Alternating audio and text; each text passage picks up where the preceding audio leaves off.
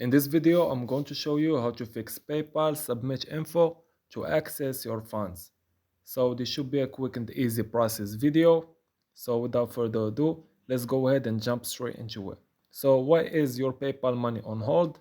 First, inactivity for a period, unusual recent transactions, significant change in selling prices, limited selling history or new to selling, and selling high risk items.